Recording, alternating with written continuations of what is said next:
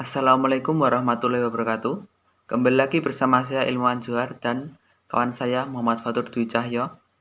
Nah, kali ini saya akan menjelaskan tentang peradaban Islam pada masa Daulah Umayyah II di Andalusia. Berdirinya Daulah Umayyah II, Islam masuk di Andalusia yang semula bernama Vandal pada abad ke-2 sampai ke-5 Masehi merupakan wilayah kekuasaan Romawi, tapi kemudian ditaklukkan oleh bangsa Vandal pada masa abad ke-5 Masehi. Setelah itu, datanglah bangsa Gothia ke Andalusia memerangi bangsa Vandal dan menguasai Andalusia.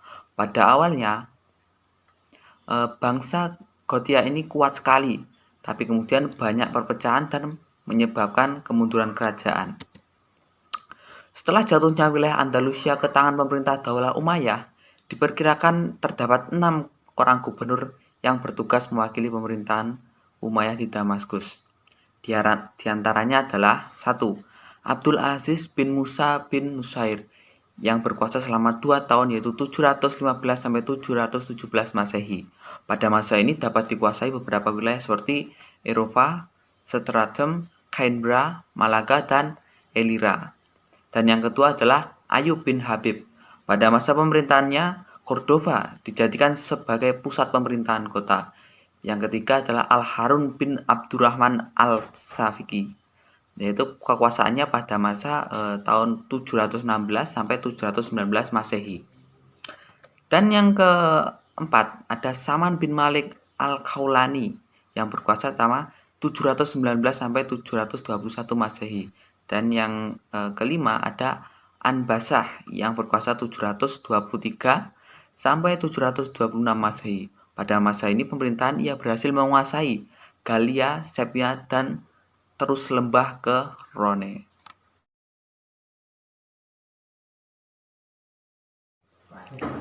Nah, perkembangan Islam di Spanyol. Sejak pertama kali menginjakan kaki di tanah Spanyol hingga jatuhnya kerajaan Islam terakhir di sana, Islam memainkan peran yang sangat besar. Pada masa itu berlangsung selama 8 abad, yaitu pada tahun 711 sampai 1426 Masehi. Sejarah paling panjang yang dilalui umat Islam di Spanyol itu dapat dibagi menjadi 6 periode, yaitu periode pertama antara tahun 711 sampai 755 Masehi. Periode ini Spanyol berada di bawah pemerintahan para wali yang diangkat oleh Khalifah Bani Umayyah yang berpusat di Damaskus. Pada masa periodisasi ini, stabilnya politik negeri Spanyol belum terkendali. Akibatnya gangguan keamanan di beberapa wilayah karena pada masa ini adalah masa peletakan dasar asas inovasi Islam di Spanyol.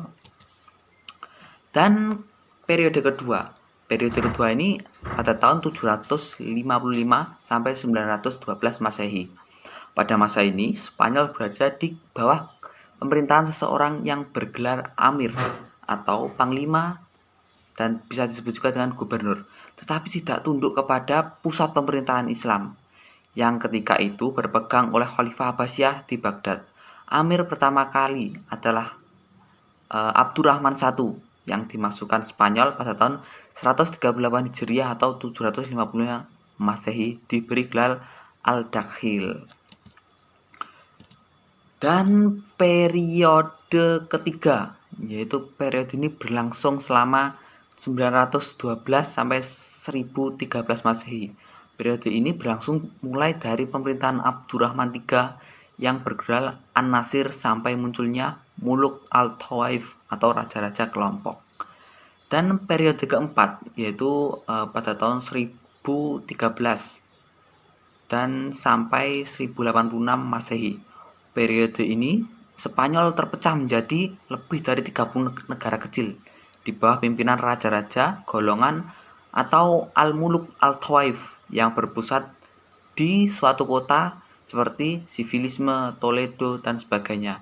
Yang terbesar diantaranya adalah Al-Badiyah di Sivili. Dan periode kelima ini dimulai tahun 1086 sampai 1248 Masehi. Di masa dinasti kecil, pada periode ini terdapat suatu kekuasaan yang masih dominan, yaitu kekuasaan dinasti Murabitun. Dinasti Murabitun pada mulanya adalah sebuah gerakan agama di Afrika Utara yang didirikan oleh Yusuf Ibnu Tafshin. Dan yang terakhir, periode ke-6 yaitu berlangsung nama 1248 sampai 1492 Masehi. Periode ini, Islam hanya berkuasa di daerah Granada, di bawah dinasti Bani Amrar. Peradaban kembali mengalami kemajuan seperti di zaman Abdurrahman An-Nasir. Namun secara politik dinasti ini hanya berkuasa di wilayah yang kecil.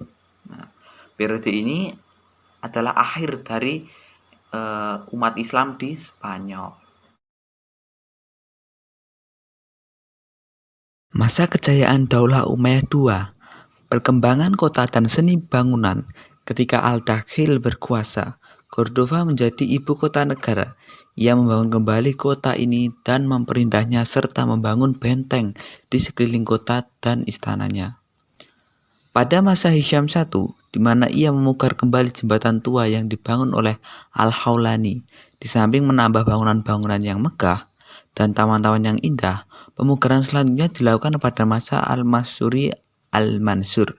Pada masa Al-Mansuri dan Al-Mansur, yang merupakan perkembangan yang paling pesat yang terjadi pada saat itu, di mana pusat kota yang dikelilingi oleh tembok dan 7 pintu gerbangnya. Adapun kebanggaan kota Cordoba itu Al-Hasr Al-Kabir, adalah kota satelit yang dibangun oleh Al-Dakhil dan disempurnakan oleh beberapa orang penggantinya.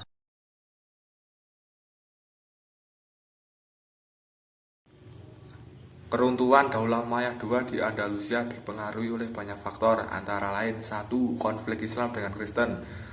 Pada penguasa Muslim tidak melakukan Islamisasi secara sempurna. Mereka sudah merasa puas dengan hanya menagih upeti dari kerajaan-kerajaan Kristen taklukannya dan membiarkan mereka mempertahankan hukum dan adat mereka, termasuk posisi hierarki tradisional, asal tidak ada perlawanan bersenjata. Namun demikian, kehadiran Arab Islam telah memperkuat rasa kebangsaan orang-orang Spanyol Kristen. Hal itu menyebabkan kehidupan negara Islam di Spanyol tidak pernah berhenti dari pertentangan tentara Islam dan Kristen. Pada abad ke-11 Masehi, umat Kristen memperoleh kemajuan pesat, sementara umat Islam sedang mengalami kemunduran. 2. Tidak adanya ideologi pemersatu.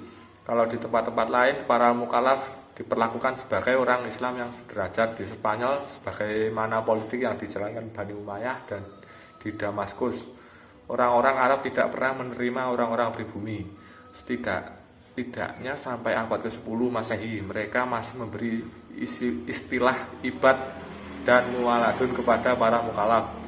Suatu ungkapan yang dinilai merendahkan. Akibatnya, kelompok-kelompok etnis non-Arab yang ada sering menggerogoti dan merusak perdamaian. Hal itu mendatangkan dampak besar terhadap sejarah sosioekonomi negeri tersebut. Hal ini menunjukkan tidak adanya ideologi yang dapat memberi makna persatuan, di samping kurangnya figur yang dapat mempersonifikasi ideologi itu. 3. Kesulitan ekonomi. Di paruh kedua masa Islam di Spanyol, para penguasa membangun kota dan mengembangkan ilmu pengetahuan dengan sangat serius, sehingga lalai membina perekonomian. Akibatnya timbul kesulitan ekonomi yang amat memprihatinkan dan mempengaruhi kondisi politik dan militer. 4. Tidak jelasnya sistem peralihan kekuasaan. Hal ini menyebabkan perebutan kekuasaan di antara ahli waris. Bahkan karena inilah kekuasaan Bani Umayyah runtuh dan Mulk Al-Tawif muncul. Granada yang merupakan pusat kekuasaan Islam terakhir di Spanyol jatuh ke tangan Ferdinand dan Isabella. Di antaranya juga disebabkan permasalahan